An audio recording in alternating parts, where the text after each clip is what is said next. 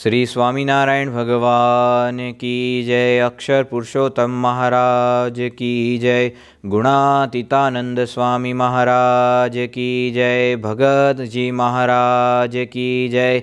शास्त्री जी महाराज की जय। योगी जी महाराज की जय। प्रमुख स्वामी जी महाराज की जय। महंत स्वामी जी महाराज की जय। प्रमुख स्वामी जी महाराज शताब्दी महोत्सव की जय। आज के इस सत्संग में पधारे हुए सभी हरिभक्तों को स्नेहपूर्ण जय श्री स्वामीनारायण। मूल अक्षर मूर्ति गुणातीतानंद स्वामी ने अपनी एक बात के अंदर सत्संग की महिमा बताते हुए कहा है। गुणातीतानंद स्वामी कहते हैं कि खाने को भोजन मिले तो ठीक है, यदि वो नहीं प्राप्त हो तो भिक्षा मांगकर भी संत समागम करना चाहिए। यदि वो भी प्राप्त ना हो तो कच्चे चने खाकर, वो भी ना मिले तो नीम के पत्ते चबाकर, अथवा तो वायु भक्षण करके भी ये संत समागम करना चाहिए। वो अत्यंत जरूरी है। ऐसा दुर्लभ संत समागम, ये सत्संग हमें प्राप्त हुआ है। प्रत्येक रविवार को हम ये सत्संग सभा का लाभ प्राप्त करते हैं। वैसे ही आज इस रविवारीय सत्संग सभा में भी हम ऐसे ही संत समागम का लाभ प्राप्त होने वाला है। तो आइए आज के इस सत्संग सभा का शुभारंभ हम भगवान के नाम स्मरण, धून, प्रार्थना से करते हैं। श्री स्वामीनारायण भगवान की जय। नारायण स्वामी नारायण, नारायण स्वामी नारायण, नारायण स्वामी नारायण, नारायण स्वामी नारायण, नारायण स्वामी नारायण, नारायण स्वामी नारायण, नारायण स्वामी नारायण, नारायण स्वामी नारायण, स्वामी नारायण स्वामी नारायण, नारायण नारायण स्वामी नारायण, स्वामी नारायण स्वामी नारायण, नारायण नारायण स्वामी नारायण, स्वामी नारायण स्वामी नारायण, नारायण नारायण स्वामी नारायण, स्वामी नारायण स्वामी नारायण, नारायण नारायण स्वामी नारायण, नारायण स्वामी नारायण, नारायण स्वामी नारायण, नारायण स्वामी नारायण, नारायण स्वामी नारायण, नारायण स्वामी नारायण, नारायण स्वामी नारायण, नारायण स्वामी नारायण, नारायण स्वामी नारायण, नारायण स्वामी नारायण, नारायण स्वामी नारायण, नारायण स्वामी नारायण, नारायण स्वामी नारायण, नारायण स्वामी नारायण, नारायण स्वामी नारायण, नारायण स्वामी नारायण, नारायण स्वामी नारायण, स्वामी नारायण स्वामी नारायण, नारायण नारायण स्वामी नारायण, स्वामी नारायण स्वामी नारायण, नारायण नारायण स्वामी नारायण, स्वामी नारायण स्वामी नारायण, नारायण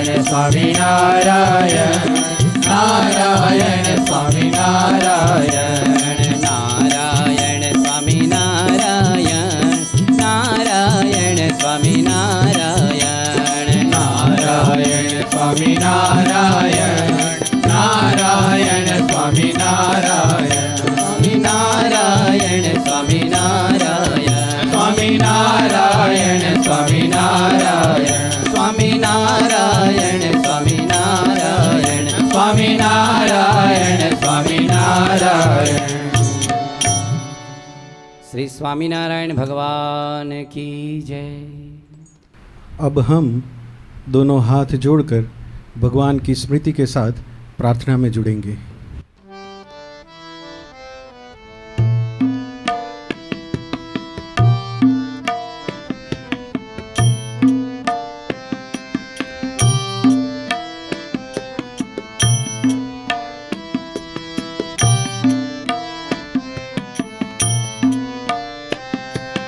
और तुम भी मोरे, तुम भी मोरे, और तुम भी मोरे, तुम भी मोरे।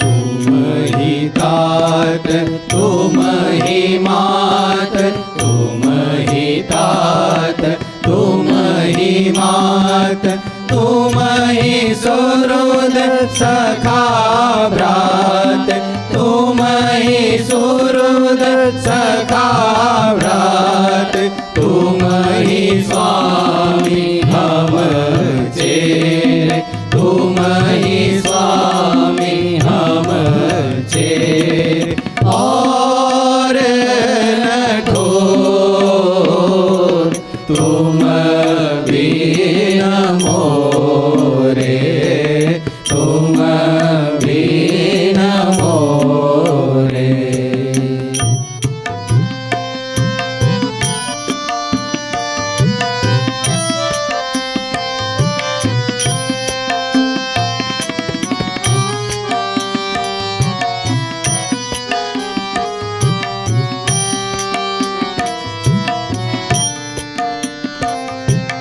तुम हो दयाल प्रतिपाल सदा जन होगे, तुम हो दयाल प्रतिपाल सदा जन होगे।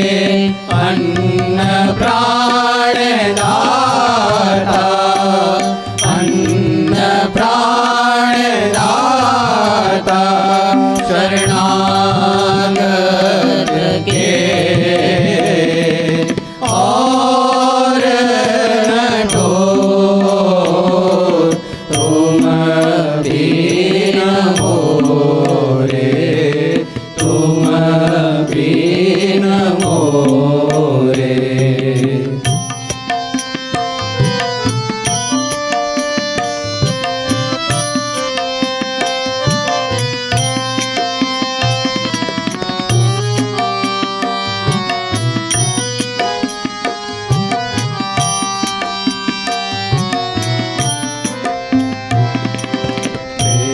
प्रेमानंद दास गुर करो तुम हरि निवास, प्रेमानंद दास गुर करो तुम हरि निवास। सदा राखो पास चरण, सदा राखो पास चरण कमल ने रे। और नठोर तुम भी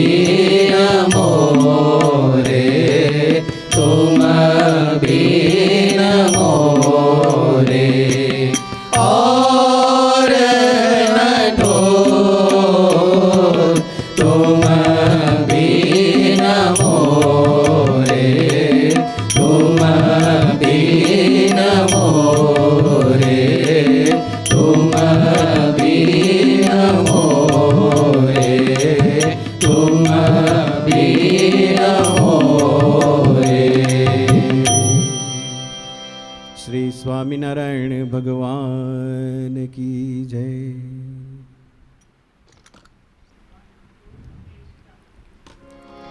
अब हम समूह में स्तुति का गान करेंगे। श्रीमत्सद्गुणशालिनं चिदचिरे व्याप्तं च दिव्याकृतिं जीवे साक्षरमुक्तकोटिसुखदं नैकावताराविभम् नेयं श्रीपुरुषोत्तमं मुनिवरे वेदादिकीर्त्यं विभो तं मूलाक्षरयुक्तमेव सहजा नन्दं च वन्दे सदा।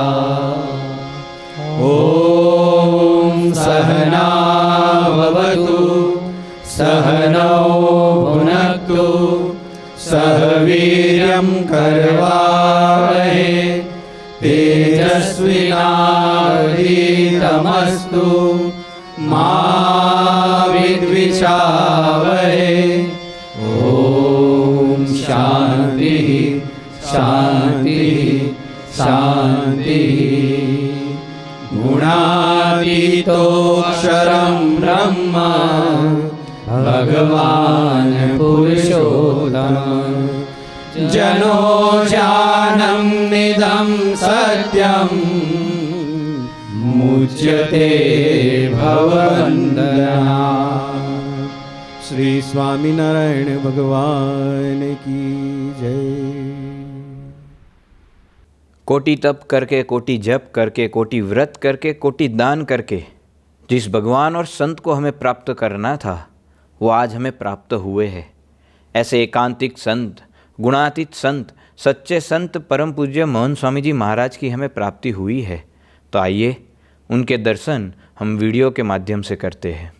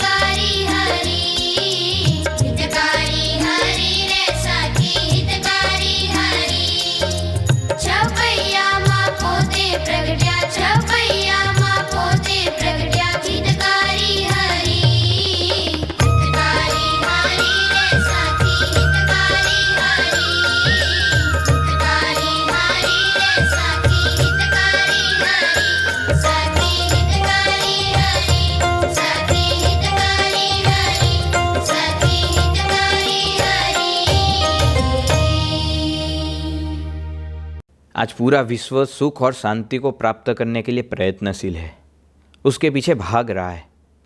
लेकिन ये सुख और शांति तब तक प्राप्त नहीं हो सकते जब तक हमारे जीवन के अंदर ऐसे आध्यात्मिक गुणों की प्राप्ति ना हो जाए। और ऐसे आध्यात्मिक गुणों की प्राप्ति और सिद्धि के लिए हमारे सभी शास्त्रों ने सच्चे संत दिखाए हैं, सत्पुरुष दिखाए हैं। भगवान स्वामीनारायण ने भी यही बात बताते हुए गरुड़ा प्रथम के 67 के वचनामृत के अंदर यही बात बताई कि मुमुक्षु के जीवन के अंदर, भक्त के जीवन के अंदर ऐसे सद्गुण, ऐसे सत्पुरुष के गुण किस प्रकार से वो प्राप्त कर सकता है, कौन सी रीत अपनाए ताकि वो अपने जीवन के अंदर सत्पुरुष की भांति सुख और शांति को प्राप्त कर सकता है। तो आइए इसी वचनामृत को हम समझने का प्रयास करते हैं पूज्य अनिर्देश स्वामी जी के वक्तव्य के माध्यम से। पूज्य अनिर्देश स्वामी जी का हम परिचय प्राप्त करें। सन 1989 के अंदर संस्था के द्वारा अखिल भारतीय युवा अधिवेशन हुआ था। यह अधिवेशन के अंदर गुणातीतानंद स्वामी का जो उपदेशामृत ग्रंथ है वो पूरा ग्रंथ कंठस्थ किया था। ऐसे तेजस्वी, पढ़ाई के अंदर भी बहुत ही तेजस्वी थे। मेडिकल लाइन के अंदर प्रवेश प्राप्त करने वाले ये विद्यार्थी को प्रमुख स्वामी महाराज की आज्ञा हुई और उन्होंने ये त्यागाश्रम का मार्ग स्वीकार करते हुए सन 1992 के अंदर जब गांधीनगर अक्षरधाम का इनॉग्रेशन हुआ और योगी जी महाराज का शताब्दी वर्ष चल रहा था, उस महोत्सव के अंदर प्रमुख स्वामी महाराज के वरदहस्तों से उन्होंने दीक्षा प्राप्त करके ये पूज्य अनिर्देश स्वामी नाम ग्रहण किया।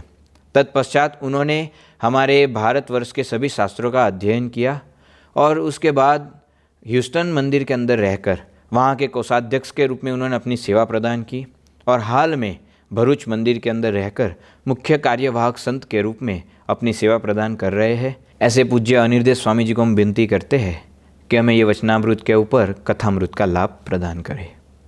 श्री स्वामीनारायण भगवान की जय। भारतीय संस्कृति परंपरा की मूल्यवान और प्राणवान धरोहर है संत परंपरा। इस संत परंपरा के शीर्षस्थ समान संत है गुणातीत संत यानी एकांतिक संत यानी सत्पुरुष। ऐसे संत को उपनिषद श्रोत्रिय और ब्रह्मनिष्ठ कहता है। ऐसे संत को श्रीमद् भगवत गीता में स्थितप्रज्ञ, गुणातीत, अक्षर, ब्रह्म ऐसे शब्दों से संबोधित किया है। श्रीमद् भागवत जी में भी ऐसे संत को मोक्ष के द्वार रूप कहा है। रामायण में रघुराई समान कहा है। तो भगवान स्वामीनारायण ने भी अपने उपदेशामृत ग्रंथ वचनामृत में ऐसे संत को सत्पुरुष, परम एकांतिक संत कहा है। भगवान स्वामीनारायण ने अपने ग्रंथ वचनामृत में ऐसे संत की महिमा बार बार बताई है। गरुड़ा प्रथम के 27 के वचनामृत में उन्होंने बताया कि ऐसे संत की सभी इंद्रियों में भगवान अखंड निवास करके रहते हैं। इसलिए ऐसे संत ब्रह्मांड के सर्व जीवों के प्रकाश देने में समर्थ होते हैं। अतः ऐसे संत सर्व जगत के आधार रूप है। तो वचनामृत गरुड़ा प्रथम के 37 के वचनामृत में भगवान स्वामीनारायण ने बताया ऐसे संत के दर्शन के लिए हम भी इच्छुक रहते हैं। तो गरुड़ा प्रथम के 54 के वचनामृत में भगवान स्वामीनारायण ने बताया ऐसे संत के प्रसंग से ही भागवत धर्म का पोषण होता है और मोक्ष का द्वार खुल जाता है। तो वड़ताल के 11 वचनामृत में उन्होंने बताया ऐसे सत्पुरुष से दृढ़ प्रीति ही आत्मदर्शन और परमात्मा दर्शन का साधन बनता है। तो सारंगपुर के 11 वचनामृत में उन्होंने क्या बताया कि ऐसे संत के दर्शन हुआ तो ऐसा मान लेना मुझे साक्षात भगवान का दर्शन हुआ। ऐसे कई वचनामृतों में भगवान स्वामीनारायण ने ऐसे सत्पुरुष यानी गुणातीत संत की महिमा की दुहाई गाई है। न केवल महिमा लेकिन साथ साथ उसके लक्षण भी बताए हैं। गरुड़ा अंत्य प्रकरण के 26 के वचनामृत में उन्होंने बताया कि भगवान के समान सेवा करने योग्य संत कैसे होते हैं। तो इंद्रियों, अंतकरण आदिक माया के गुण से वो दबते नहीं हैं, वो पराभव नहीं होते, लेकिन इससे माया के गुण को वो दबाकर रखते हैं। आगे बताते हैं, वो सभी क्रिया भगवत संबंधी ही करते हो, पंचव्रतों में दृढ़ता पूर्वक वो पालन करते हो, अपने आप को ब्रह्मरूप मानते हो और पुरुषोत्तम भगवान की उपासना करते हो। ऐसे संत न मनुष्य सदृश है न देव सदृश है, ऐसे संत को साक्षात भगवान के समान सेवा करने योग्य है, ऐसा उन्होंने बताया। तो गढ़ड़ा अंत्य प्रकरण के 27 के वचनामृत में उन्होंने बताया, निष्काम, निर्लोभ, निस्वाद, निस्नेह और निर्माण, ऐसे गुणों के धारक संत और भगवान को साक्षात संबंध होता है। ऐसे कई वचनामृतों में भगवान स्वामीनारायण ने महिमा और लक्षण की दुहाई गाई है। अपनी भारतीय परंपरा में आप किसी भी आचार्य के ग्रंथ का अध्ययन करें, चाहे वो शंकराचार्य जी हो, रामानुजाचार्य जी हो या मध्वाचार्य जी हो, किसी संत की कविता आप सुने, चाहे वो तुकाराम हो या तुलसीदास हो, किसी भी संत का व्याख्यान आप सुने, चाहे वो एकराध हो या संत ज्ञानेश्वर हो, स्वामीनारायण संत कविता की कविता भी आप सुने, चाहे वो मुक्तानंद स्वामी की हो या प्रेमानंद स्वामी की, चाहे वो ब्रह्मानंद स्वामी की हो या निष्कुलानंद स्वामी की, चाहे आप भारतीय मुख्य ग्रंथों का अध्ययन करें, चाहे वो गीता हो या उपनिषद, वो रामायण व महाभारत या श्रीमद् भागवत, इन सभी में ऐसे गुणातीत संत की महिमा बार बार आती है, उनकी महिमा की दुहाई इसमें गाई है। तो ऐसे संत, ऐसे सत्पुरुष जिनकी बात उपनिषद में बताई है, कठोपनिषद में लिखा है, यह सेतुरी जाना नाम अक्षरम ब्रह्म यत्परम, यानी ऐसे अक्षर ब्रह्मरूप संत से ही हम भगवान के धाम में जा सकते हैं। ऐसे संत ही हमारे भगवान के धाम में निवास करने हेतु सेतुरूप बनते हैं। तो मुंडक उपनिषद में बताया, येनाक्षरम पुरुषम वेद सत्यम प्रोवाच ताम तत्वतो ब्रह्म विद्याम, ऐसे अक्षर ब्रह्म संत और पुरुषोत्तम के ज्ञान से ही हमें ब्रह्म विद्या प्राप्त होती है। तैत्तिरीय उपनिषद में बताया, ब्रह्मविद आपनोति परम सत्यम ज्ञानम अनंतम ब्रह्म, यानी ऐसे ब्रह्म स्वरूप संत के समागम से ही हम परम पद यानी परब्रह्म को प्राप्त कर सकते हैं। तो बृहदारण्यक उपनिषद में बताया, एतस्य वा अक्षरस्य प्रशासने गार्गी सूर्या चंद्रमसो विद्रुतौ तिष्ठतः, एतस्य वा अक्षरस्य प्रशासने गार्गी द्यावा पृथिव्यो विद्रुते तिष्ठतः, यानी इस अक्षर ब्रह्म रूप संत के प्रशासन में ही सृष्टि का संचालन होता है। ऐसे कई उपनिषदों में ऐसे संत की महिमा बार बार बताई है। ऋग्वेद में लिखा है, रुचो अक्षरे परमे व्योमन अधि विश्वे देवा निषेधः, ऐसे अक्षर रूप धाम रूप संत के निवास स्थान में अर्थात भगवान के धाम में ही सब मुक्त रहते हैं। तो गीता में श्री कृष्ण भगवान ने 18 अध्याय में ऐसा एक भी अध्याय आपको नहीं मिलेगा जिसमें श्री कृष्ण भगवान ने ऐसे संत की महिमा लगाई हो। पहले अध्याय से लेकर 18वें अध्याय तक सभी अध्याय में ऐसे संत की महिमा है। 12 अध्याय में लिखा, अद्वेष्टा सर्वभूतानां मैत्र करुण एवच, ऐसे संत निर्मत्सर होते हैं। तो 15वें अध्याय में लिखा, निर्माण मोहाजित संग दोषा अध्यात्म नित्य विनिवृत्त कामा द्वंद्वे विमुक्ति सुख दुख संगे गच्छन्त्य मूढ़ा पदम अव्ययम तत्। एक ही श्लोक में ऐसे संत के सभी लक्षण का निर्देश भगवान कृष्ण ने कर दिया। तो 18वें अध्याय में बताया, ब्रह्मभूत प्रसन्नात्मा न शोचति न कांक्षति समः सर्वेषु भूतेषु मदभक्तिम लभते पराम। ऐसे ब्रह्मरूप संत है। कैसे है? न शोचति, कभी भी शोक नहीं करते, न कांक्षति, कोई आकांक्षा नहीं रखते। तो भगवान कृष्ण ने गीता के 18 अध्याय में कई बार ऐसे संत की महिमा की दुहाई गाई है। तो भागवत में भी पहले स्कंद से लेकर 12 स्कंद तक सारे स्कंद में ऐसे संत की महिमा की बात बार बार बताई है। तीसरे स्कंद के 25वें अध्याय के 20वें श्लोक में भगवान ने बताया, प्रसंग मजरम पाशम आत्मन कवयो विदु स एव साधु सुकृतो मोक्ष द्वारम अपावृतम। ऐसे संत के प्रसंग से ही हमारे मुक्ति का द्वार खुलता है। चाहे भागवत हो या उपनिषद, चाहे श्रीमद् भगवद गीता हो या रामायण, सभी हिंदू धर्म के प्रधान ग्रंथों में ऐसे संत की महिमा बार बार है। तो ऐसे महिमावंत और गुणवंत संत की महिमा जो ग्रंथों में बताई है, ऐसे सत्पुरुष की हमारे जीवन में आवश्यकता है। बिना सत्पुरुष हमारे जीवन में हम शांति, स्थिरता, पूर्णता और मुक्ति की अनुभूति नहीं कर सकते। उपनिषद में लिखा है, तमेव विदित्वा अतिमृत्युमेति नान्यः पंथा विद्यते यनायः।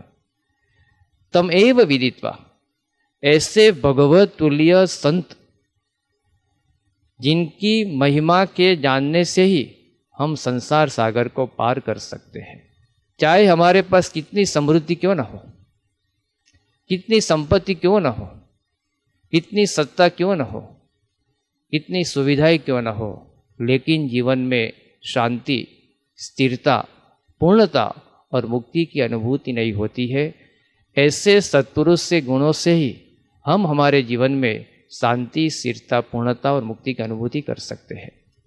हमारा जीवन कितना अशांत, कितना अपूर्ण, कितना अस्थिर और कितना बंधनप्रद है। कैसा अशांत है हमारा जीवन। हाइड्रोजन बॉम्ब के जनक एडवर्ड टेलर एक सत्कार समारंभ में गए थे। एक आदमी ने उसके सामने देखा नहीं तो इनको इतना बुरा लगा कि कई वर्षों तक वही अपमान को भूल नहीं सके थे। कितना हमारा अशांत जीवन एक प्रसंग से हो जाता है, कितना हमारा अस्थिर जीवन। एमर्सन नाम के बहुत बड़े प्रसिद्ध लेखक, जो 12 से भी अधिक देश के साहित्य के ज्ञानी थे, अपने पुत्र की मौत हुई तो वो अपनी संतुलितता खो बैठे थे कि वो अस्थिर हो गए। कितना ही अपूर्ण है हमारा जीवन। कुछ दिन पहले ही हमने सुना कि मुंबई के बहुत बड़े अभिनेता ने आत्महत्या कर ली। क्या कुछ पैसे की कमी उनके जीवन में थी? नहीं, लेकिन भीतर से इतना खालीपन था, भीतर से इतनी अपूर्णता थी, वो आत्महत्या कर बैठे। इतना है अपूर्ण हमारा जीवन, पर कितना बंधनप्रद है हमारा जीवन। पूरे भारतवर्ष के राज्य का त्याग कर कर कुलाश्रम में तप करने हेतु गए थे भरत जी, लेकिन भरत जी वहाँ मृग के बच्चे में आसक्त हो गए, बंधन में आ गए, तो उनको 3 जन्म लेने पड़े। ऐसा है अशांत, अस्थिर, अपूर्ण और बंधनप्रद हमारा जीवन। तो ऐसे जीवन में शांति पाना, स्थिरता लाना हमारा लक्ष्य है। हमारा जीवन ये कोई गणित नहीं है। गणित में गिनती फिक्स होती है, 2 + 2 यानी 4। चाहे आप अमेरिका में करो या भारत में, चाहे आप चंद्र पर करो या पाताल में, चाहे आप रात में करो या दिन में, 2 + 2 यानी 4 ही होते हैं। जीवन में ऐसा नहीं है। जीवन वृक्ष की डाल की तरह होता है। जब वृक्ष का बीज जमीन में बोया जाता है तो हम तय नहीं कर सकते कि इसमें से निकलेगी पहली डाली पूर्व दिशा में जाएगी।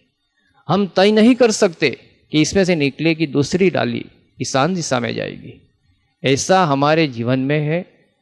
कई प्रसंग कहाँ बनते हैं हमको कुछ मालूम नहीं होता। कितना मुश्किलपूर्ण हमारा जीवन है, कितनी बाधाएं, कितनी उलझनें, कितनी समस्याएं, कितनी परेशानी हमारे जीवन में आती ही रहती है। किसी को लड़का ना हो उसकी समस्या हो, तो किसी को लड़का हो लेकिन अपने को लकड़ी की तरह पीटता हो, ऐसी समस्या हो। किसी को 30 साल की लड़की अपने घर में हो, शादी ना हो, उसकी परेशानी होती है। तो किसी को लड़की के शादी के बाद वो लड़की अपने घर वापस लौट आई हो और अभी क्या करना है उसकी परेशानी हो। किसी की उम्र 35-40 साल हो गई हो फिर भी शादी ना हो, इसकी समस्या होती है। तो किसी को शादी के 35-40 दिन बाद डिवोर्स हो जाते हैं, अब क्या करना है उसकी समस्या है। भर्तृहरि ने लिखा, न जाने संसारे किम अमृतमय किम विस्मय। ये हमारा जीवन अमृतमय या विषपूर्ण हमको मालूम नहीं होता। ये हमारा जीवन सुखमय है या दुखमय हमको मालूम नहीं होता। ये हमारा जीवन अश्रुपूर्ण या हर्षपूर्ण हम तय नहीं कर सकते। तो ऐसे हमारे जीवन में शांति पाना, स्थिरता लाना, पूर्णता लाना और मुक्ति की अनुभूति करना हमारा कर्तव्य है। तो अशांति से शांति कैसे पा सकती है, अस्थिरता से स्थिरता हम कैसे पा सकते हैं, अपूर्णता से पूर्ण जीवन की अनुभूति हम कैसे कर सकते हैं, और हमारे बंधन पूर्ण जीवन में मुक्ति की अनुभूति कैसे कर सकते हैं। भगवान स्वामीनारायण ने अपने इस सर्व शास्त्रों के सार रूप, सिद्धांत रूप और रहस्य रूप अपने उपदेशामृत वचनामृत में बताया है। उन्होंने बताया गरुड़ा अंत्य प्रकरण के 11 वचनामृत में कि सत्पुरुष से ही हम जैसे नीलकंठ समाधि में शांति का अनुभव करते हैं, ऐसी शांति का अनुभव बिना समाधि कर सकते हैं सत्पुरुष से कारण से। उन्होंने वड़ताल के 11 वचनामृत में बताया सत्पुरुष में ही दृढ़ प्रीति आत्मदर्शन और परमात्मा दर्शन का साधन है, और ऐसे ज्ञान से ही हमें जीवन में स्थिरता आ सकती है। उन्होंने गरुड़ा मध्य प्रकरण के 59 से वचनामृत में बताया कि ऐसे सत्पुरुष से ही हम जीवन में कृतार्थ का अनुभव कर सकते हैं। और गरुड़ा प्रथम के 54 के वचनामृत में उन्होंने बताया कि ऐसे सत्पुरुष से ही हम मुक्ति की अनुभूति कर सकते हैं। तो सत्पुरुष के गुण की ये आवश्यकता है। सत्पुरुष के गुण से ही हम जीवन में शांति, स्थिरता, पूर्णता और मुक्ति की अनुभूति कर सकते हैं। भगवान स्वामीनारायण का संदेश और उपदेश वचनामृत में है। ऐसा प्रश्न आज से 5200 साल पूर्व अर्जुन को हुआ था। अर्जुन महाभारत युद्ध का मुख्य हीरो था। दोनों पक्ष में, पांडव और कौरव पक्ष में ऐसा बलवान योद्धा कोई भी नहीं था। फिर भी अर्जुन क्या बोला, सिदंति मम गात्राणि मुखम च परिशुष्यति वेपुतस्य शरीर में रोम हर्षस्य जायते। भगवान कृष्ण को उन्होंने कहा, भगवान मेरा समग्र शरीर कंपित हो रहा है, मैं स्थिर नहीं रह सकता, मैं अब युद्ध नहीं कर सकता। और आगे उन्होंने बताया, सित प्रज्ञस्य का भाषा समाधि सस्य केशव। हे केशव, हे कृष्ण, मुझे ऐसे कोई स्थिर पुरुष की बात करे जैसे मैं जीवन में स्थिरता ला सकूं। तब भगवान कृष्ण ने अर्जुन को उसी वक्त कोई वैज्ञानिक पुरुष की बात नहीं बताई। उसी वक्त भगवान कृष्ण ने अर्जुन को कोई सामाजिक या ऐतिहासिक पुरुष की बात नहीं बताई। उसी वक्त भगवान कृष्ण ने कोई राजनीतिक पुरुष की बात नहीं बताई। उन्होंने क्या बात बताई? उन्होंने तुरंत बताया, प्रजहाति यदा कामान सर्वान पार्थ मनोगतान आत्मनेवात्मना तुष्ट सित प्रज्ञस्तदोच्यते दुखेषु अनुलिग्न मनाः सुखेषु विगतः स्पुरः वीतराग भय क्रोध स्थितर्धिर्मुनिरुच्यते। ऐसे कर कर भगवान आगे बताते, ऐसा ब्राह्मी स्थिति पार्थ। हे अर्जुन, ऐसे पुरुष जो स्थिर रहते हैं उनका ही लक्षण है, जो मान अपमान में, जय पराजय में, सुख और दुख में, हर्ष और शोक में, लाभ और अलाभ में स्थिर रहते हैं। ऐसे सत्पुरुष के साथ जुड़ जाओ, ऐसे सत्पुरुष के गुण को प्राप्त कर लो, अब जीवन में स्थिर हो जाएंगे। भगवान कृष्ण ने जीवन में स्थिरता लाने के लिए, शांति लाने के लिए अर्जुन को ऐसे स्थिर पुरुष के लक्षणों की बात बताई। यानी इसका मतलब क्या हुआ? हमारे जीवन में ऐसे सत्पुरुष के गुण से ही स्थिरता, शांति और पूर्णता आ सकती है। इस श्लोक के विवेचन के बारे में गीता के बहुत ज्ञानी, गीता के प्रखर वक्ता और अच्छे प्रवचनकार पांडुरंग जी आठवले जी ने बताया था कि अर्जुन पूछता है सित प्रज्ञस्य का भाषा। तब भगवान कृष्ण बोलते हैं, प्रजहाति यदा कामान। इसका मतलब क्या कि ऐसे स्थितप्रज्ञ पुरुष कोई काल्पनिक चित्र नहीं है, कोई काल्पनिक पात्र नहीं है। ऐसे स्थितप्रज्ञ सत्पुरुष का प्रत्यक्ष दर्शन विद्यमान है। ऐसे स्थितप्रज्ञ सत्पुरुष का वास्तव रूप संसार में संभवित है, ऐसा बताया। हमारे लिए बड़े सौभाग्य की बात है कि ऐसे सत्पुरुष का हम प्रत्यक्ष दर्शन कर सकते हैं।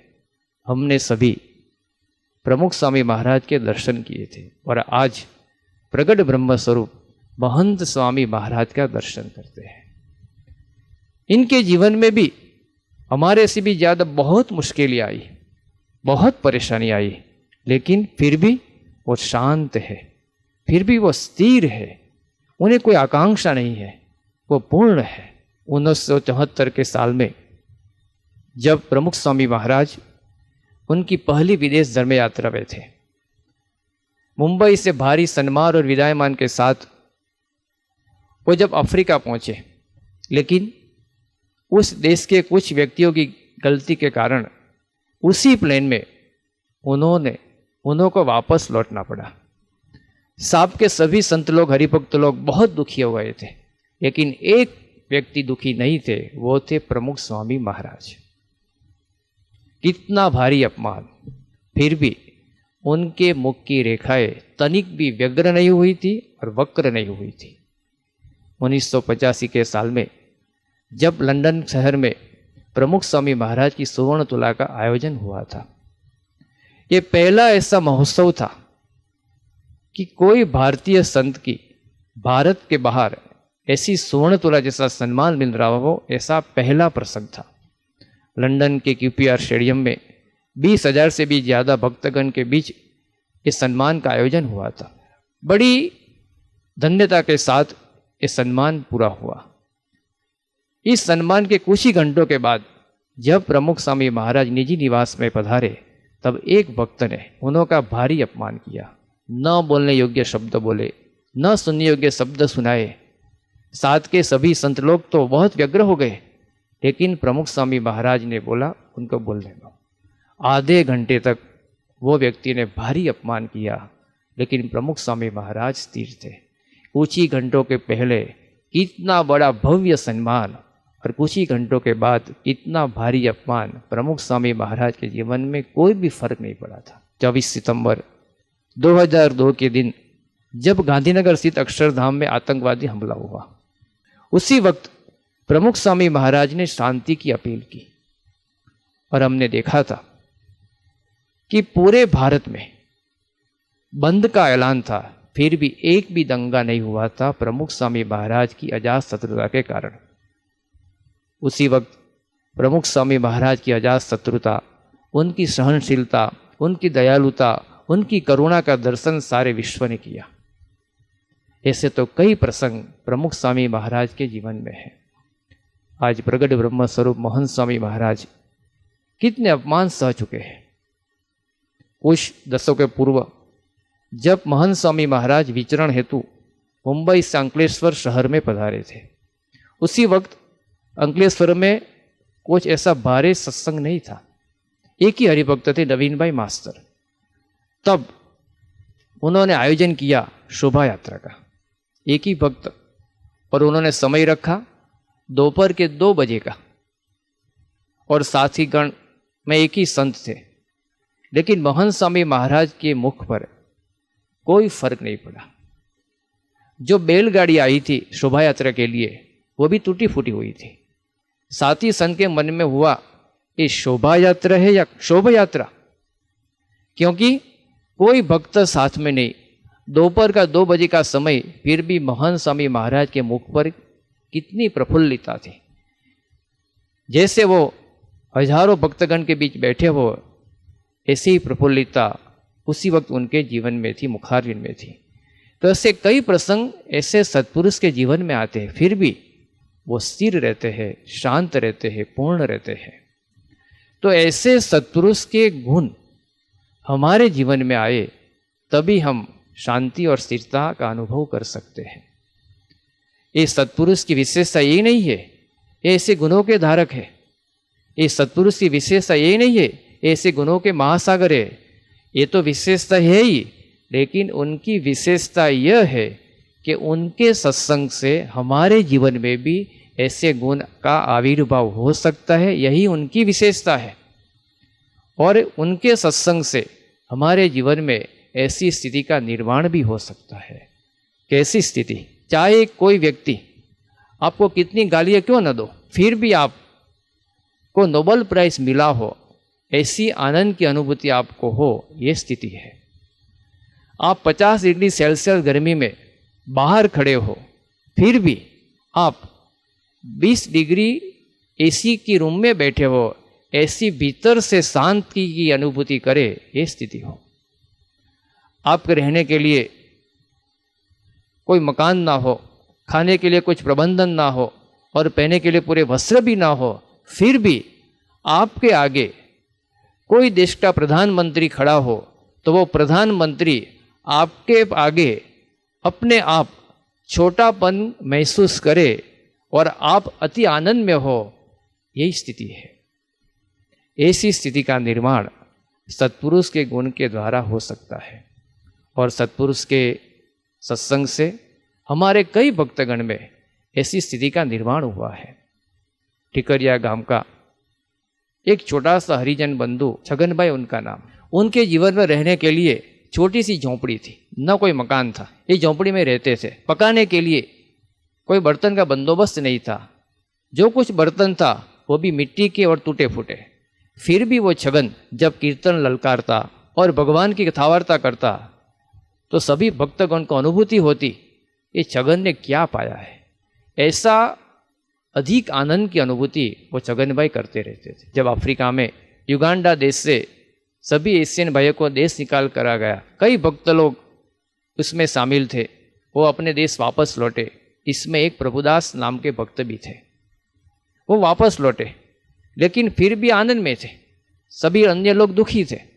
प्रभुदास को पूछा गया कि आपको वापस लौटना पड़ा, आपकी मिलकत, आपकी ज़मीन, आपकी वहाँ फैक्ट्री सभी को छोड़ना पड़ा, फिर भी आप आनंद में? तो प्रभुदास ने बोला, ये सत्संग है, ये सत्पुरुष है, इसलिए आनंद है। मैं जब गया था तो धोती पहन के गया था, लेकिन अब वापस लौटा तो पैंट पहन के आया, इतनी प्रगति तो हुई ना। उनको आनंद था सत्संग के कारण, सत्पुरुष के गुण के कारण। कनाडा देश के भगवान जी भाई मांडविया, छोटी ही उम्र में उनको ब्लड कैंसर हुआ और मृत्यु सामने देखने लगा। तभी वक्त प्रमुख स्वामी महाराज कनाडा देश में पधारे थे, लेकिन अस्पताल में बैठे बैठे ही उन्होंने प्रमुख स्वामी महाराज का विचरण का आयोजन किया। अस्पताल में आराम करते ही उन्होंने प्रमुख स्वामी महाराज का भारी सम्मान पार्लियामेंट में करवाया। तो कोई मान भी नहीं सकता था कि ये भगवान जी भाई कितने बीमार हैं। वो कैंसर ग्रस्त थे, अस्पताल में ही थे, लेकिन वहाँ बैठे बैठे ही उन्होंने इतना कार्य किया। उनके मुखारिन पर आनंद था, मृत्यु सामने ही दिखता था, जानलेवा आपत्ति में वो थे, लेकिन फिर भी आनंद की अनुभूति करते रहते थे। ऐसे भगवान जी पे मांडव्य की स्थिति थी सत्पुरुष के गुण के कारण। तो ऐसे सत्पुरुष के गुण जो हमारे जीवन में आए तो हम भी शांति, स्थिरता, पूर्णता और मुक्ति की अनुभूति कर सकते हैं। इसलिए सत्पुरुष की गुण की आवश्यकता है, न केवल व्यक्तिगत रूप से लेकिन वैश्विक रूप से ही ऐसे सत्पुरुष का जीवन और कार्य सबको प्रेरणाप्रद है, सबको मार्गदर्शन रूप है।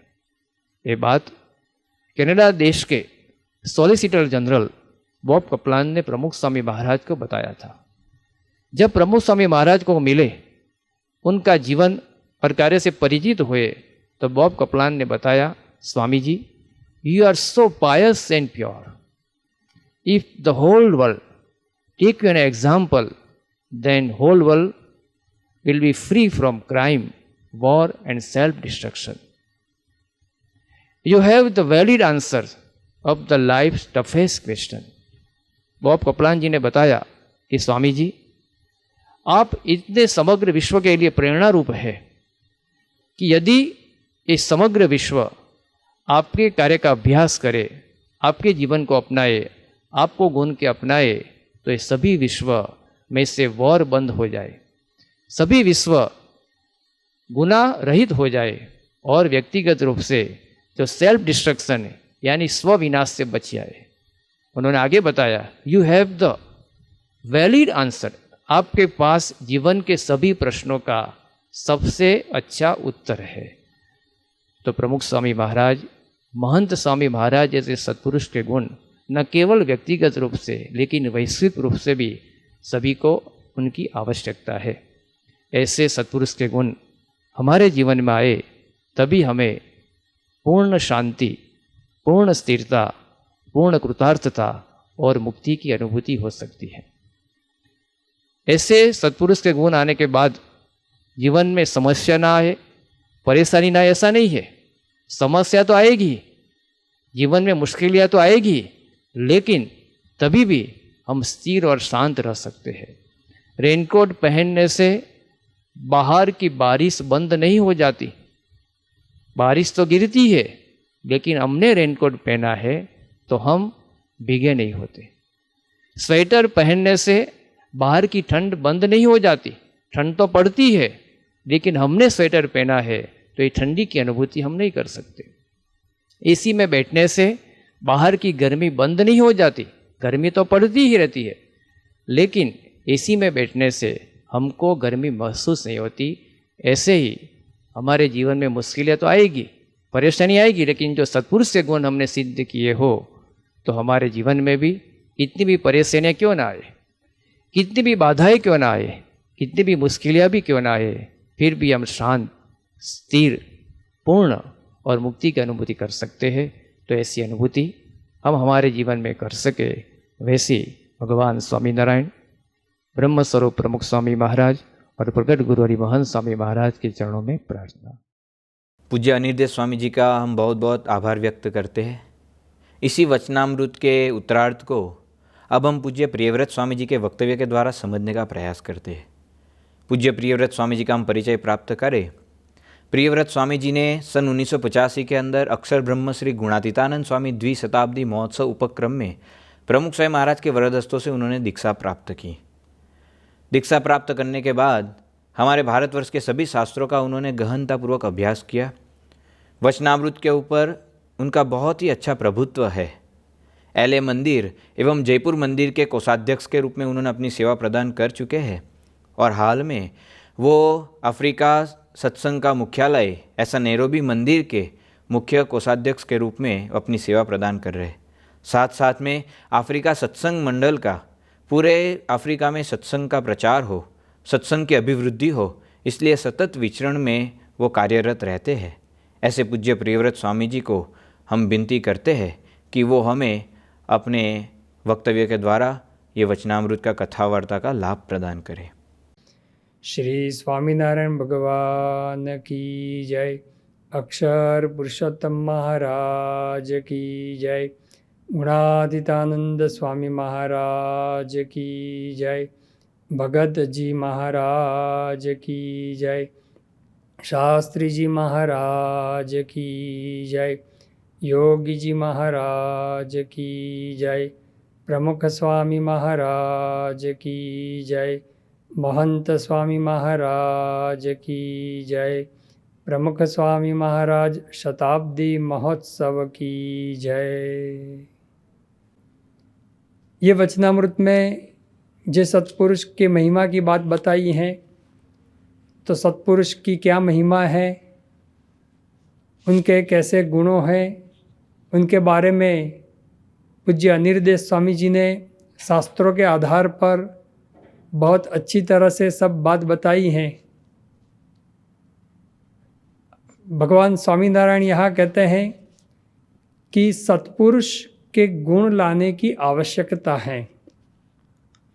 सत्पुरुष का लक्षण क्या है वो भी बताते हैं और गुण लाने की आवश्यकता है वो भी बताते हैं। सत्पुरुष के गुण क्यों लाना चाहिए, यह हमें प्रश्न हो तो वचनामृत में और हमारे शास्त्रों में भी तैत्तरीय उपनिषद में आनंदवल्ली में भगवान के सुख का वर्णन किया है कि एक मनुष्य का सुख क्या है। पहले तो ये बात बताई है कि युवा स्यात् साधु आशिष्टः दृढ़िष्टः बलिष्ठः यम सर्वे पृथ्वी वित्तेन पूर्णा स्यात्, कि कोई आदमी हो, युवान हो और साधु स्वभाव का हो, आशावान हो, बलवान हो, और पूरी पृथ्वी वित्तेन पूर्णा स्यात्, धन से भरी हुई हो और अपनी मालिकी की हो। ये एक मनुष्य का आनंद है। ऐसे 100 मनुष्य का आनंद इकट्ठा किया जाए तो एक पितृलोक का आनंद है, गंधर्व का, देव गंधर्व का, ऐसे करके ब्रह्म का आनंद की बात बता रहे हैं। तो एक मनुष्य के आनंद के ऊपर कितने ही शून्य लग जाए, इतना आनंद एक ब्रह्म का आनंद है। भगवान स्वामीनारायण ने भी सारंगपुर प्रकरण के पहले वचनामृत में बताया है कि एक पल्ले में अनंत कोटि ब्रह्मांड के सुख रखे जाए और दूसरे पल्ले में भगवान के एक निमिष मात्र का दर्शन, क्षण मात्र का दर्शन वह रखा जाए, तो भगवान के दर्शन का सुख, क्षण मात्र के दर्शन का सुख अनंत कोटि ब्रह्मांड के सुख से भी बढ़ जाता है। ऐसे भगवान के सुख की बात भगवान स्वामीनारायण ने कई वचनामृतों में, पंचाला के पहले वचनामृत में, अंत्य के 39वें वचनामृत में, अंत्य के 27-28 वचनामृत में भी बताया है। तो ऐसे भगवान के सुख का अनुभव हमें कब हो? ये पूरा सत्संग भगवान का शरीर है, लेकिन भगवान का सुख, असली सुख इस सत्पुरुष के द्वारा ही आता है। ऐसी बात गुणातीतानंद स्वामी ने बताई है।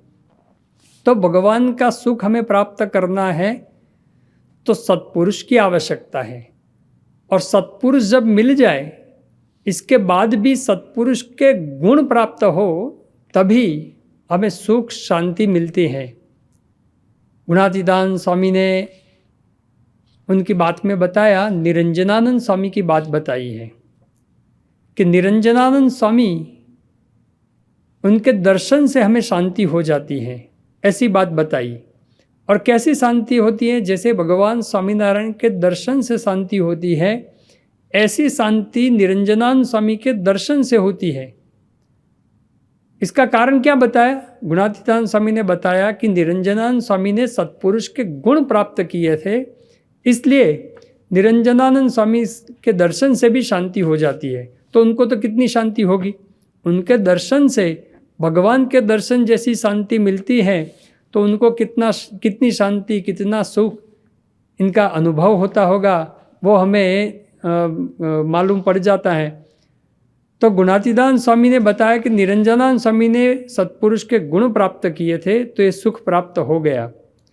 तो सत्पुरुष का सुख, भगवान का सुख प्राप्त करने के लिए सत्पुरुष के गुण की आवश्यकता है।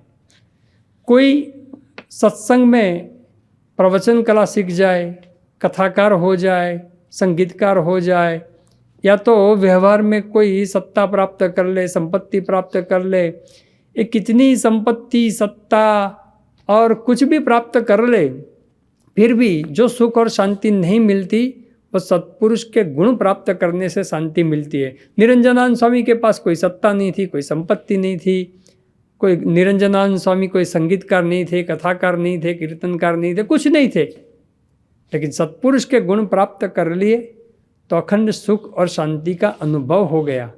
तो हमें भी अखंड सुख और शांति का अनुभव करना है तो सत्पुरुष के गुण की आवश्यकता है, और सत्पुरुष के गुण लाना है तो सत्पुरुष की जरूरत पड़ेगी, और वो भी प्रगट सत्पुरुष मिले तब ही सत्पुरुष के गुण हम प्राप्त कर सकते हैं।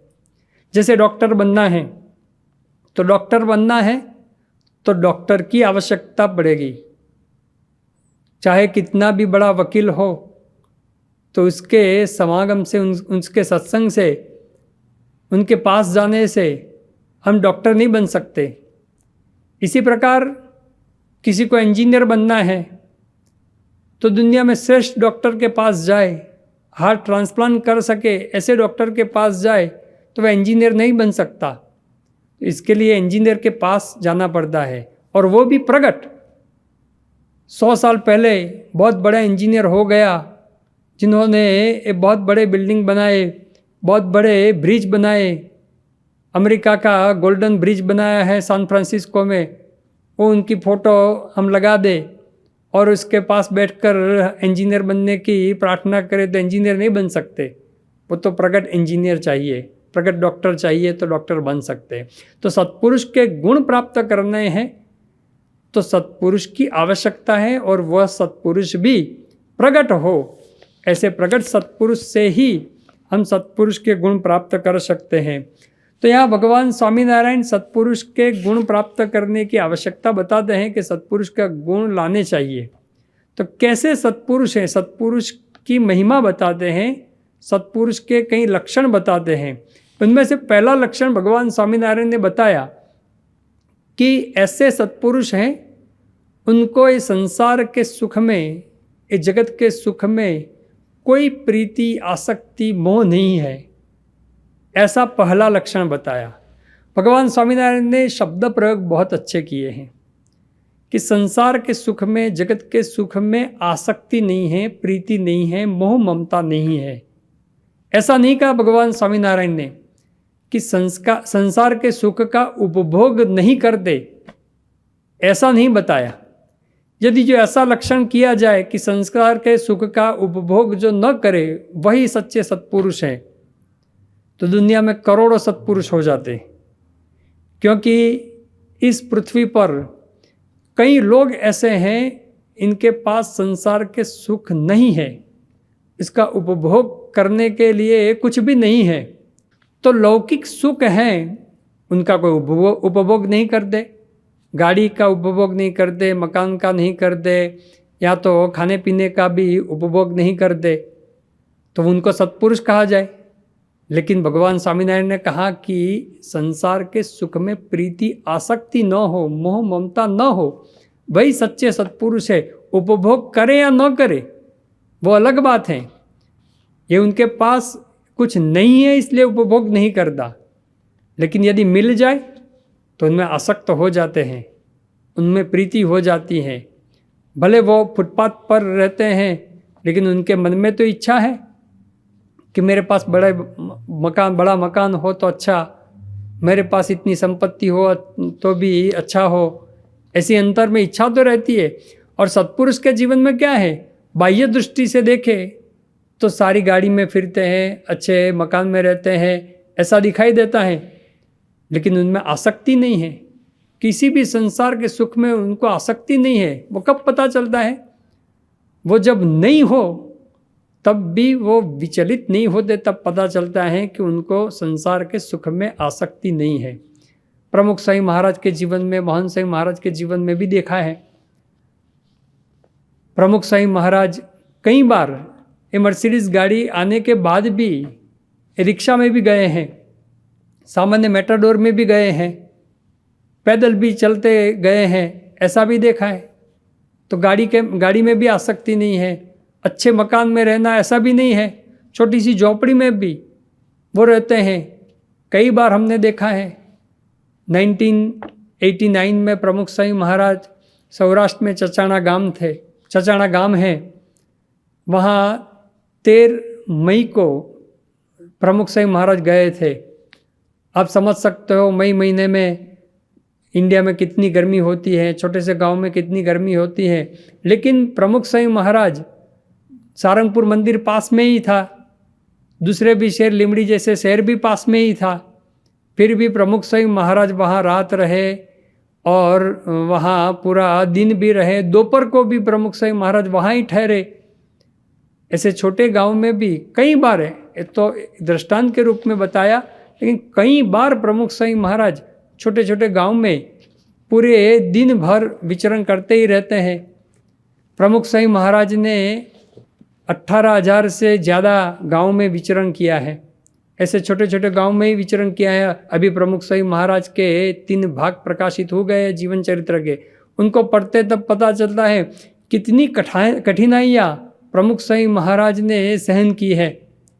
कोई सुविधाएं नहीं, कोई सगवड़ नहीं, उनको ऐसा विचार नहीं आया चलो बम्बई जैसे मंदिर में एक जगह रहे, अहमदाबाद सारंगपुर जैसे अच्छे मंदिर में है, अच्छी सुविधाएं हैं, वहाँ रहे, जिसको खप हो मुमुक्षुता हो दर्शन करने के लिए आ जाए।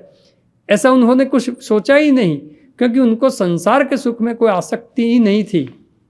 अरे बड़ी उम्र के बाद भी प्रमुख स्वामी महाराज एक बार भुज में थे और उस प्रमुख स्वामी महाराज को यहाँ गुजरात में आने का था, बोचासन के आसपास आने का था, लेकिन बीच में एक दिन कहाँ जाना प्रमुख स्वामी महाराज ने नहीं बताया था। ये 2 दिन का कार्यक्रम स्वामी जी ने नहीं बताया था। सब संत लोग पूछने लगे, स्वामी जी ये तारीख को हमें निकलना है तो कहाँ जाना है, कहाँ जाना है? स्वामी जी बताते ही नहीं थे। लेकिन जब निकलना था उसके अगले दिन ही प्रमुख स्वामी महाराज ने बताया। स्वामी जी ने कहा कि हम सुरेंद्र नगर जाए और सुरेंद्र नगर एक दिन रुके और बाद में हम बोचासन की ओर जाएंगे। सबने कहा कि स्वामी जी सुरेंद्र नगर। स्वामी जी ने कहा कि हमारे एक भक्त थे, शास्त्री जी महाराज के वक्त का जो परिवार था, छगन भाई, उनके परिवार के एक त्रिकम भाई नाम के भक्त वो अक्षर निवासी हो गए थे, उस वक्त हम जा नहीं सके, तो इस बार बीच में एक दिन की पारायण हो जाए और वहाँ ठहरेंगे। सब संत लोग ने कहा, उस वक्त हमारा मंदिर नहीं था सुरेंद्र नगर का, स्वामी जी कहाँ ठहरेंगे? स्वामी जी ने कहा कि मंदिर का काम चल रहा है तो पीछे एक शेड बनाया है पतरे का, तो वहाँ ठहरेंगे। अब पूरा शेड में आसपास कोई दीवार नहीं थी, कुछ नहीं था। स्वामी जी ने कहा एक दिन ही रहना है न, वहाँ ठहर जाएंगे, वहाँ सो जाएंगे और जनरल में संडास बाथरूम है, वहाँ स्नान कर लेंगे, इसमें क्या दिक्कत है? जो उनको देह के सुख में और देह संबंधी जो पदार्थ में किसी भी प्रकार की आसक्ति नहीं है, वो हमें पता चलता है। खाने पीने में भी प्रमुख स्वामी महाराज को अच्छा खाना मिले और कई बार ये नमक के बिना का खाना मिल जाए, उससे पता चलता है उनमें आसक्ति नहीं है। अरे आइसक्रीम जैसी अच्छी आइटम भी प्रमुख स्वामी महाराज के पास रख दी जाए तो कितनी विनती करते फिर भी खाते नहीं थे। एक बार सारंगपुर में संतों ने बड़ी मेहनत करके 4 प्रकार के आइसक्रीम बनाए और स्वामी जी के पास रखे, ठाकुर जी को भोग लगाकर, और स्वामी जी को कहा कि ये आइसक्रीम आप अंगीकार करो। स्वामी जी ने मनाही की, बहुत विनती की। बहुत विनती के बाद एक आइसक्रीम के चम्मच की ऊपर का भाग इसमें से थोड़ा सा स्वामी जी ने लिया और वो भी स्वामी जी ने एक जीभ के ऊपर थोड़ा सा रख कर चम्मच वापस रख दी। संतों ने कहा स्वामी जी और भी लो। स्वामी जी ने के ले लिया। सबने कहा कि दूसरे 3 प्रकार बाकी रख गए। स्वामी जी ने कहा सब एक ही है, उसमें कोई फ़र्क नहीं है। अरे भाई आइसक्रीम तो अलग अलग प्रकार के होते हैं, हर एक के टेस्ट भी अलग होते हैं, लेकिन स्वामी जी को कोई इच्छा ही नहीं, इतना ही कण जितना ही स्वामी जी ने अंगीकार किया। तो प्रीति नहीं है, आसक्ति नहीं है, उनका ये लक्षण है। सामने आ जाए फिर भी उसकी इच्छा न हो, वो बताता है कि संसार के सुख में उनको आसक्ति नहीं है। मोहन स्वामी महाराज के जीवन में भी देखते हैं, मोहन स्वामी महाराज का तो खाना ही ऐसा है कि पूरा थाल हमारे सामने रख दिया जाए ने तो उसमें से किसी को भी खाने की इच्छा न हो, ऐसा फीका। मोहन स्वामी महाराज कई वर्षों से अंगीकार करते हैं, भोजन लेते हैं और अच्छी अच्छी वानगी की बात बताई जाए तो उसको सामने देखते ही नहीं है। एक बार मोहन स्वामी महाराज ने दवा के बारे में बताया, कितनी ही कड़वी दवा हो फिर भी मुझे कड़वी नहीं लगती। और इसके थोड़े महीने बाद मोहन स्वामी महाराज के पास आइसक्रीम रख दिया गया और स्वामी जी को कहा कि स्वामी जी आइसक्रीम अंगीकार करो। तो प्रमुख स्वामी महाराज जैसा ही उन्होंने किया कि नहीं, पहले तो मना ही की। बहुत जब किया तब स्वामी जी ने कहा कि आइसक्रीम कड़वा लगता है। अभी दुनिया में 7 अरब से भी ज़्यादा बस्ती हैं, इनमें से कोई भी ऐसा व्यक्ति नहीं हो कि जिसको आइसक्रीम वो कड़वा लगे।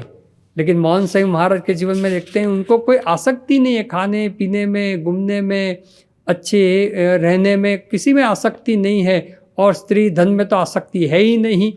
तो ये भगवान स्वामीनारायण बताते हैं कि जो सत्पुरुष हैं उनके जीवन में पहला लक्षण है संसार के सुख में आसक्ति नहीं है, पहला लक्षण है। दूसरा है तो आसक्ति किस में है? भगवान में है, अपने गुरु में है, दूसरे कुछ में आसक्ति है ही नहीं।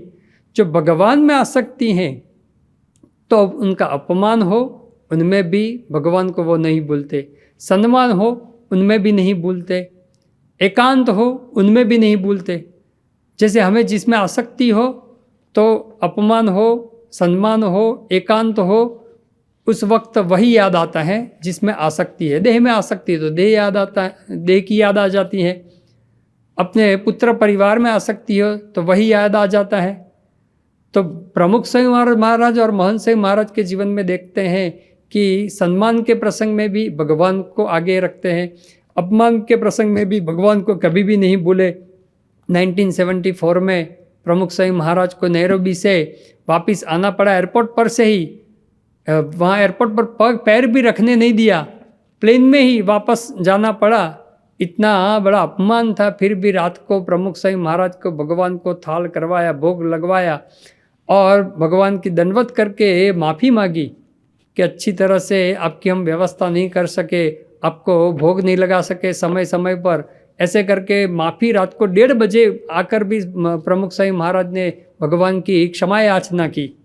तो इस तरह अपमान के प्रसंगों में बड़ा सम्मान हो, ब्रिटिश पार्लियामेंट में, कनाडा की पार्लियामेंट में सम्मान हो, उस वक्त भी भगवान को ही उन्होंने आगे किया है। आज मोहन स्वामी महाराज के जीवन में भी देखते हैं कितने भी सम्मान हो उसमें भी भगवान को ही आगे रखते हैं।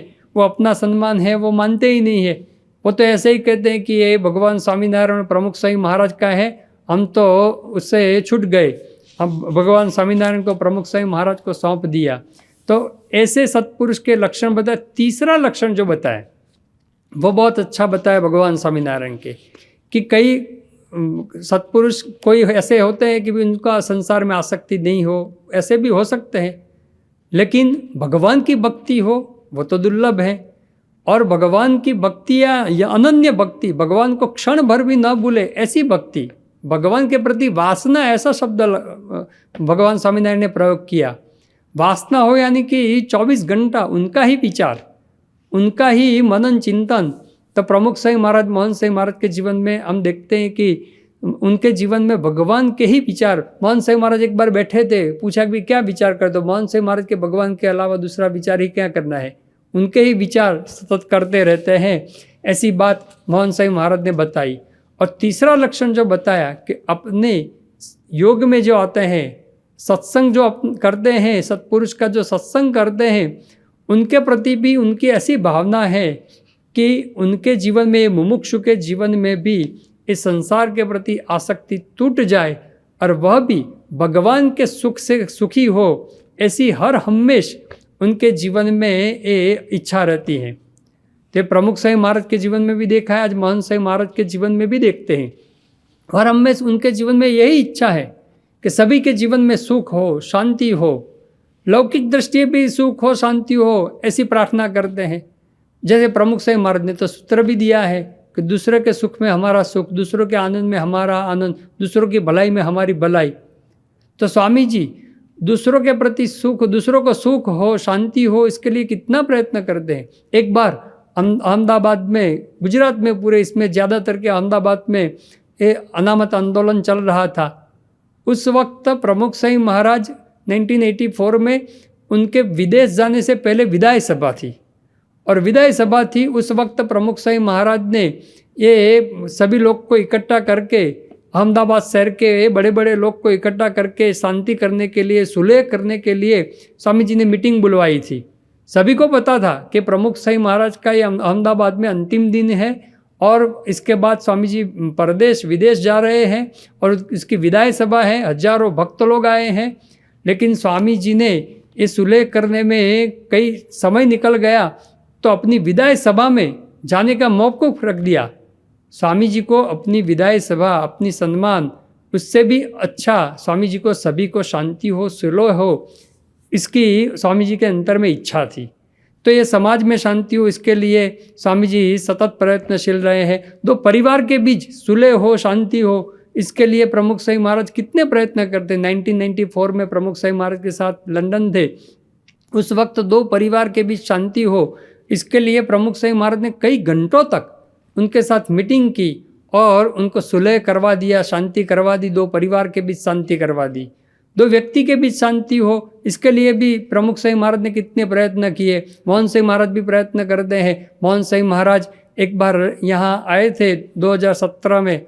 मोहन साईं महाराज कंपाला में थे।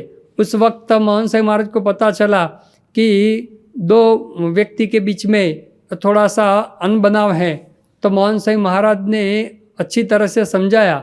एक भाई तो उनके देश में थे और दूसरे यहाँ कंपाला में थे, तो दोनों को मोहन साईं महाराज ने समझाया और दोनों के बीच में सुलह करवा दिया, शांति करवा दी।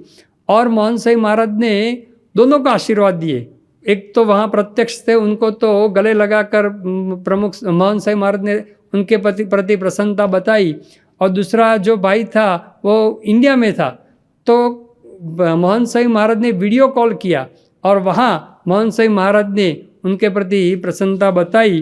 तो दो भाई के बीच में, दो व्यक्ति के बीच में भी शांति हो, ऐसा प्रयत्न प्रमुख साईं महाराज, मोहन साईं महाराज करते हैं। और इससे भी आगे अंतर में शांति हो, अंतर में सुख हो, इसके लिए भी प्रमुख साईं महाराज, मोहन साईं महाराज ने कई बार हमारे जीवन में सत्संग के प्रति हम आगे बढ़े और हमारे जीवन में से वासना स्वभाव दूर हो जाए, ऐसी बातें की है, ऐसे प्रयत्न करते हैं और बार बार हमें समझाते हैं। तो सत्पुरुष के अंतर में यही इच्छा रहती है। भगवान स्वामीनारायण ने मध्य प्रकरण के गड्ढा मध्य प्रकरण के 50वां वचनामृत है और गड्ढा मध्य प्रकरण के 45वां वचनामृत है। दोनों वचनामृत में ये बात बताई है। भगवान स्वामीनारायण ने कहा कि जो हमारे हैं उनके अंतर में एक तिल मात्र भी कसर न हो, ऐसा हमें करना है। और दूसरी बात बताई 50वें वचनामृत में, ये जगत का लेश मात्र भी ये अंतर में जगत के प्रति आसक्ति न हो, ऐसा सबको करना है। गड्ढा मध्य के 46वें वचनामृत में भी भगवान स्वामीनारायण ने बताया कि कोई सत्पुरुष है, उनके जीवन में तो ऐसी इच्छा रहती है कि वो सुख दुख इस लोक में आए न आए, उसके प्रति उनको हर्ष शोक नहीं होता। लेकिन जब एकांतिक धर्म में से कोई मुमुक्षु का पतन होता है, तब उनको दुख होता है कि थोड़ा काल इसको जीना है, ये मनुष्य के आयुष्य क्षण भंगुर है और उन्होंने अपना मोक्ष खो दिया, सच्चा सुख खो दिया। ऐसी अंतर में उनको ये व्यथा होती है, ऐसी बात बताई है। तो सत्पुरुष के जीवन में यही भावना है कि हम भी उसके पास आए हैं तो हम भी सुखी हो, ऐसी अंतर में सतत इच्छा प्रमुख साईं महाराज और मोहन साईं महाराज के जीवन में हमको देखने को मिलती है। तो ऐसे सत्पुरुष के गुण हमें कैसे प्राप्त हो, ये भगवान स्वामीनारायण यहाँ बताते हैं। तो भगवान स्वामीनारायण ने बताया कि सत्पुरुष की महिमा के विचार करना और अपने दोष का विचार करना, ऐसा करने से सत्पुरुष के गुण हम प्राप्त कर सकते हैं। इसमें भगवान स्वामीनारायण ने एक बात बताई कि जैसे सत्पुरुष हैं, उनके प्रति लाखों मनुष्य हाथ जोड़कर बैठते हैं, फिर भी उनको लेश मात्र संसार के सुख की इच्छा नहीं है, और मैं तो पामर हूँ, भगवान की बात में लेश मात्र भी समझता नहीं हूँ। ऐसे अपना दोष का स्वीकार और सत्पुरुष के गुण का स्वीकार कि लाखों मनुष्य उनके पीछे फिरते हैं, उनको मानते हैं, फिर भी वो तो दास भाव से ही रहते हैं, लेश मात्र मान उनके अंतर में नहीं है। और मैं तो मान का भिखारी हूँ, मान ढूंढ रहा हूँ, जब मान मिले तब मैं तो आगे ऊंचे चढ़ जाता हूँ। ऐसा सोचना चाहिए कि बार बार ऐसा सोचने से हमारे प्रति हमारा दोष और सत्पुरुष का गुण, इनका चिंतन, जिसको अनुताप और परिताप सत्संग की भाषा में कहते हैं, कि हमारा पश्चाताप करना और भगवान और सत्पुरुष का गुण का विचार, मनन, चिंतन, ये करने से भगवान स्वामीनारायण कहते हैं कि सत्पुरुष के गुण हमें प्राप्त हो जाते हैं। आज देखते हैं मोहन साईं महाराज, लाखों मनुष्य उनके प्रति हाथ जोड़कर बैठते हैं, रहते हैं, उनको गुरु मानते हैं, फिर भी दास भाव रखते हैं, सतत दास भाव। मोहन साईं महाराज ने एक बार बताया कि सबका जब पूजा के बाद मैं दर्शन करता हूँ तब विचारता हूँ कि मैं इसका दास हूँ, सभी का दास हूँ, दास हूँ, दास हूँ। दार इस्लाम में मोहन साईं महाराज विराजमान थे गत साल। उस वक्त मोहन साईं महाराज को पूछा, स्वामी जी आप सबके दर्शन करते हैं? मोहन साईं महाराज ने कहा बहुत मज़ा आती है। सबका दास हूँ, सबका दास हूँ, ऐसा सोचने में बहुत मज़ा आती है।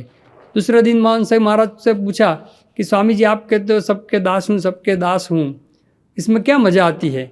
मोहन साई महाराज ने बताया कि एक व्यक्ति का दास आप बनो तो यदि ऐसा कहा जाए कि 1 करोड़ रुपया मिलेंगे, एक व्यक्ति का दास बनने से 1 करोड़ मिलेंगे, दूसरे व्यक्ति के दास बनने से दूसरा करोड़ मिलेगा, तो इतने सारे भक्त लोग का दास हूँ ऐसा मानने से तो कितना, मोहन साई महाराज ने ऐसा हाथ प्रसारित किया क्या कि कितना करोड़ों रुपया मिल जाता है। संतों ने पूछा कि स्वामी जी रुपया तो दिखाई देते हैं कि 1 करोड़ रुपया मिले, ये दास मानने में कुछ मिलता नहीं है, दिखाई नहीं देता। उन्होंने बताया कि कैसी बात की भगवान स्वामीनारायण ने कि दास ना दास बनी रहे जे सत्संग माँ, भक्ति तेनी भली मानिस राचिस तेना रंग माँ। यानी भगवान छोड़ते ही नहीं है, जो दास बनते हैं उनको वो करोड़ों रुपया से भी अधिक है। भगवान की प्रसन्नता, और भगवान हमें छोड़ते ही नहीं है, हमारे पास ही रहते हैं, वो करोड़ों रुपया से भी अधिक हैं, ऐसी बात उन्होंने बताई। तो लाखों लोग उनको मानते हैं, फिर भी दास का दास बनकर वो रहते हैं, और मैं बाप का बाप बनकर रहता हूँ, ऐसा पश्चाताप करना चाहिए। तो इस प्रकार सभी प्रकार गुणों, सत्पुरुष के गुण देखकर हमें अनुताप और परिताप करना चाहिए। जैसे मोहन साई महाराज सभी के प्रति दिव्य भाव और दिव्य भाव रखते हैं, सभी के गुणों का चिंतन करते हैं, और आज हम और सभी के अवगुण की बात करते हैं, सभी के दोष की बात करते हैं, सभी के दोष का चिंतन करते हैं। तो मैं कितना आध्यात्मिक मार्ग में वे पामर हूँ, मैं कितना भिखारी हूँ, ऐसा सोचना और मोहन साई महाराज के गुण का विचार करना। तो ऐसे गुण का विचार करेंगे और हमारे अवगुण का, दोष का विचार करें। मोहन साई महाराज को कथा वार्ता भजन भक्ति में कितनी आसक्ति है। कई बार तो सुबह में जल्दी उठ जाते हैं, 4 बजे उठ जाते हैं, तो 4 बजे पुरुषोत्तम बोला प्रीते का, योगी वाणी का, सभी का पठन करने लगते हैं। और हमें तो ऐसा टाइम मिले तो क्या ज़्यादा सो जाते हैं, और कथा में आने हैं तो हमें आलस लग जाती है। तो इस प्रकार सत्पुरुष के गुण का विचार और हमारे प्रति पश्चाताप का और दोष का विचार करेंगे तो भगवान स्वामीनारायण कहते हैं कि सत्पुरुष के गुण हमें प्राप्त होते हैं। यदि जो सत्पुरुष के प्रति दोष हम देखते हैं तो कभी भी सत्पुरुष का गुण हम प्राप्त नहीं कर सकते। ऐसी बात भगवान स्वामीनारायण ने यहाँ बताई है। तो सत्पुरुष के सत्संग करने से सत्पुरुष का हमें योग प्राप्त हुआ है, तो सत्पुरुष के गुण प्राप्त करेंगे तो हमारे जीवन में सुख शांति उसका अनुभव होगा। भगवान का जो अपार सुख है, इस सुख का अनुभव भी सत्पुरुष के गुण प्राप्त करने के बाद ही उनकी अनुभूति होती है। जैसे सत्पुरुष हमें तो मोहन साई महाराज मिले हैं, मोहन साई महाराज के प्रति अपार गुण हम देखते हैं, तो अपार गुणों हमें प्राप्त करना है तो उनके गुणों का विचार और हमारे दोष का विचार, हमारे अवगुण का विचार हम करेंगे, तभी ये मोहन साई महाराज के गुण हम प्राप्त कर सकते हैं। तो आज भगवान स्वामीनारायण प्रमुख साई महाराज मोहन साई महाराज को हम प्रार्थना करते हैं कि मोहन साई महाराज जैसे सत्पुरुष हमें मिले हैं तो उनके गुण, उनके सद्गुण हमारे जीवन में भी आ जाए, ऐसी उनके चरणों में प्रार्थना। श्री स्वामीनारायण भगवान की जय। अभी समग्र विश्व के अंदर ये कोरोना की महामारी चल रही है, वो जल्द से जल्द दूर हो, सभी का स्वास्थ्य भी अच्छा रहे और हम सब हरिभक्त तन मन धन से सुखी बने, इस प्रार्थना के साथ आइए हम सब स्वामीनारायण महामंत्र की धुन का गान करते हैं। स्वामी नारायण नारायण नारायण, स्वामी नारायण नारायण नारायण, स्वामी नारायण नारायण नारायण, स्वामी नारायण नारायण नारायण, स्वामी नारायण स्वामी नारायण, स्वामी नारायण स्वामी नारायण, स्वामी नारायण स्वामी नारायण, नारायण स्वामी नारायण, स्वामी नारायण नारायण नारायण, स्वामी नारायण नारायण नारायण, स्वामी नारायण नारायण नारायण, स्वामी नारायण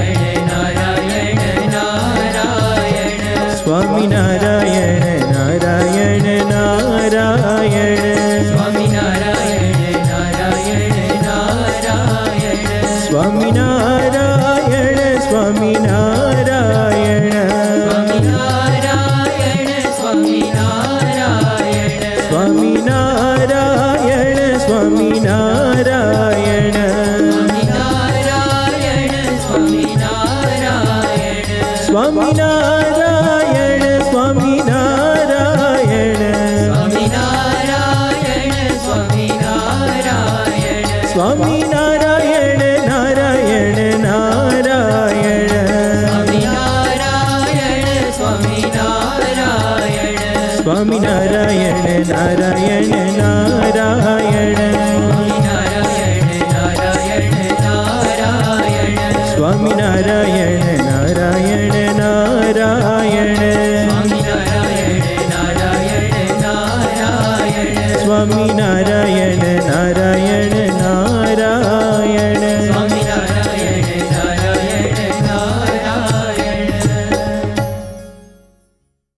अब समय है भगवान की आरती का। हम सब भी अपने घरों के अंदर आरती को प्रज्वलित करेंगे।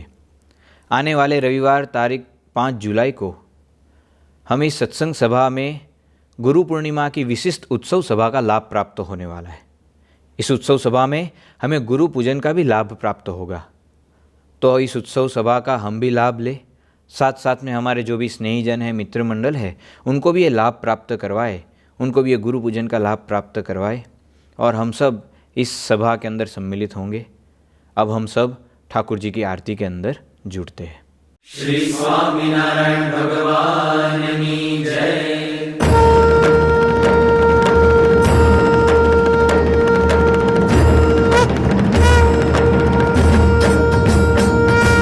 जय स्वामीनारायण, जय अक्षर पुरुषोत्तम,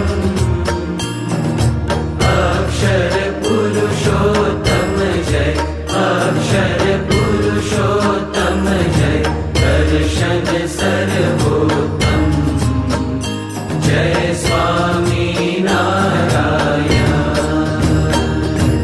मुक्त अनंत सुपूजित सुंदर साकारं जय सुंदर साकारं, सर्वोपरि करुणाकर, सर्वोपरि करुणाकर, मानव तनुधारं जय स्वामीनारायण। पुरुषोत्तम परब्रह्म श्री हरि सहजानंद जय श्री हरि सहजानंद, अक्षर ब्रह्म अनादि, अक्षर ब्रह्म अनादि, गुणातीतानंद जय स्वामीनारायण। प्रकट सदा सर्वकर्ता परम मुक्तिदाता जय परम मुक्तिदाता, धर्म एकांतिक स्थापक, धर्म एकांतिक स्थापक, भक्ति परित्राता जय स्वामीनारायण। दास भाव दिव्यता सह ब्रह्म रूपे प्रीति, ओ ब्रह्म रूपे प्रीति,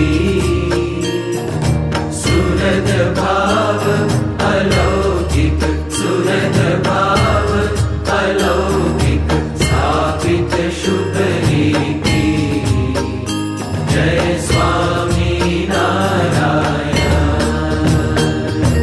धन्य धन्य मम जीवन तव शरणे सुफलम्, ओ तव शरणे सुफलम्, यज्ञ पुरुष प्रवर्तित, यज्ञ पुरुष प्रवर्तित, सिद्धान्तं सुखदम् जय स्वामीनारायण। जय स्वामीनारायण, जय अक्षर पुरुषोत्तम, अक्षर पुरुषोत्तम जय, अक्षर पुरुषोत्तम जय, दर्शन सर्वोत्तम जय स्वामीनारायण। जय अक्षर पुरुषोत्तम, जय स्वामीनारायण।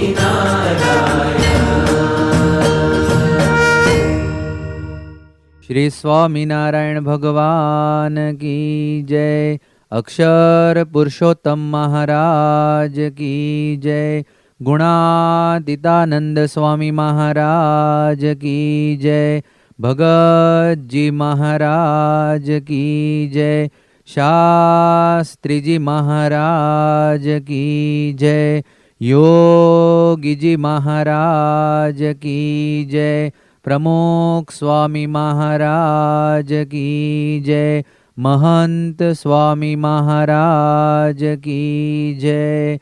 प्रमुख स्वामी महाराज शताब्दी महोत्सव की जय। आज के सत्संग में हमने जो भी बात सुनी वो बात हमारे जीवन के अंदर दृढ़ हो, इस प्रार्थना के साथ सभा के अंत में हम सब ध्येय मंत्र और विदाई श्लोक का गान करके हमारी सभा को पूर्ण करेंगे। गुणातीतं गुरुं प्राप्य ब्रह्मरूपं निजात्मनः विभाव्य दासभावेन स्वामिनारायणं भजे। श्रीहरिं साक्षरं सर्वदेवेश्वरं भक्तिधर्मात्मजं दिव्यरूपं परं शान्तिदं मुक्तिदं कामदं कारणं स्वामिनारायणं नीलकण्ठं भजे श्रीहरिम्।